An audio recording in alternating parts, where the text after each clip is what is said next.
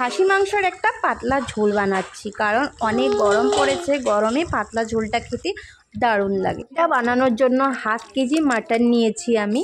একে ভালো করে ধুয়ে নুন মেখে রেখে নিলাম।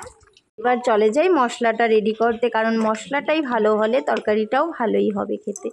তো মশলাতে পেঁয়াজ, রসুন, আদা, গোলমরিচ, জিরার গুঁড়ো এগুলো একসাথে দিয়ে একটু মরিচ গুঁড়োও দিয়েছি, দিয়ে একটা স্মুথ পেস্ট বানিয়ে নিলাম।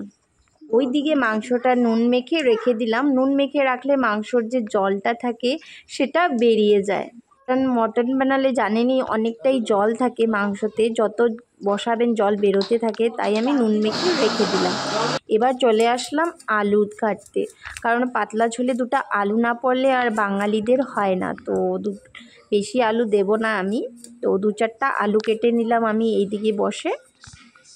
আর আলুটাকে গোটা গোটা দিয়েছি, তাই একটু কুচিয়ে নিলাম এই যে সাইড দিয়ে, নুন ঢুকবে আলুটাতে ভালো করে। আর এবার আলুটাকে আমি ভালো করে ভেজে নেব একটু নুন দিয়ে। হলুদ গুঁড়ো দেবো না আমি, নুন দিয়ে আলুটাকে লাল লাল করে ভেজে নেব।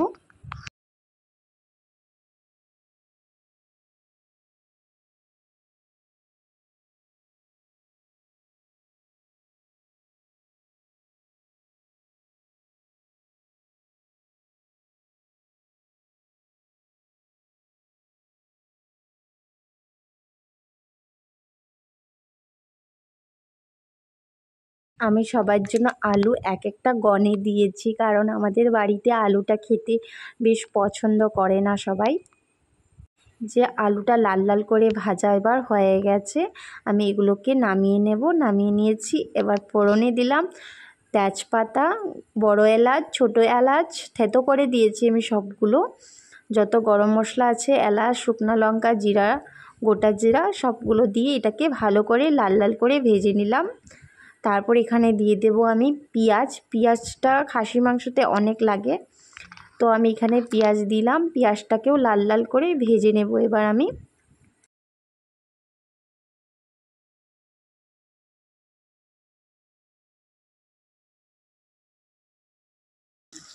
এবার পেঁয়াজগুলো লাল লাল করে ভাজার সময় একটু হলুদ আর একটু নুন দিয়ে দিয়েছি আমি, কারণ নুন আর হলুদটা দিলে পেঁয়াজটা মজে, নুন দিলে আর হলুদটা দিলে কালারটা সুন্দর হয়। তো এবার আমি লাল লাল করে এগুলোকে ভেজে নেব।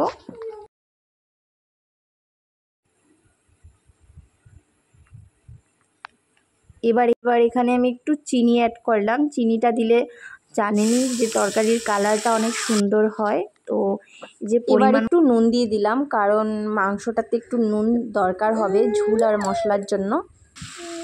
মাংসটা একটু ভেজে নেব, ভাজার জন্য যে হলদি গুঁড়ো, নুন দিয়ে দিলাম। এটাকে মশলা এখন অ্যাড করব না এটাতে। মশলাটা যখন মাংস থেকে জল ছেড়ে দেবে তখন আমি মশলাটা অ্যাড করব।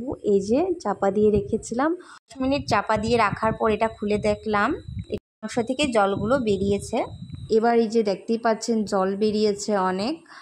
আর নুন মেখে না রাখলে আরও জল বের হতো, তো নুন মেখে রাখার জন্য জলটা অল্প কম বেরিয়েছে। আর এবার সময় হয়ে গেছে ওই যে মিক্সার গ্রাইন্ডারে মশলাগুলো পেস্ট করে রেখেছিলাম সেগুলো অ্যাড করার। তো এই যে এবার আমি মশলাগুলো অ্যাড করে দিচ্ছি। অ্যাড করে বাটিটা ধুয়েও একটু জল দিয়ে দিয়েছি। এবার এটাকে ভালো করে কষাবো।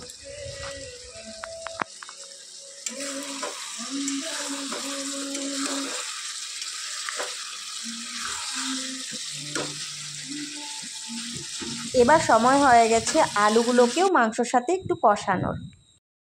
তাই মাংসতে আমি আলুগুলো অ্যাড করে একটু নেড়ে চেড়ে আবার চাপা দিয়ে রেখে দিলাম।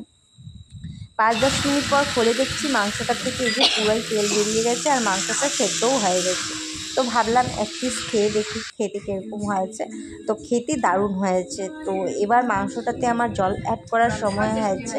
খাসি মাংস কষা খেতে ভালোই লাগে, কিন্তু ঝোলটা খেতে আরও বেশি ভালো লাগে, তাই আমি এখন ঝোল অ্যাড করব মাংসটাতে।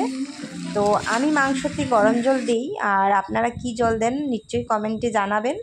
এবার এদিকে আমি সসপ্যানে বসিয়ে দিয়েছিলাম গরম জলটাও ফুটছে, আর এদিকে আমার মাংসটাও কষানো হয়ে গেছে। এবার মাংসটাতে আমি জল অ্যাড করে দিচ্ছি। জলটা ঠিক বেশি পরিমাণের প্রয়োজন হবে না, কারণ মাংসটা সেদ্ধ হয়ে গেছে আমার। তো এই যে পরিমাণ মতো মাংসতে আমি জল অ্যাড করে আবার এটাকে 10 মিনিটের জন্য চাপা দিয়ে রেখে দিলাম। তারপর এই যে খুলে দেখছি আমার তরকারিটা পুরো রেডি। তো এইভাবে নিশ্চয়ই আপনারাও বানিয়ে খেয়ে দেখবেন, খেতে খুব ভালো হয়। রেসিপিটা ভালো লাগলে লাইক, শেয়ার আর সাবস্ক্রাইব করে দেবেন। Bye bye.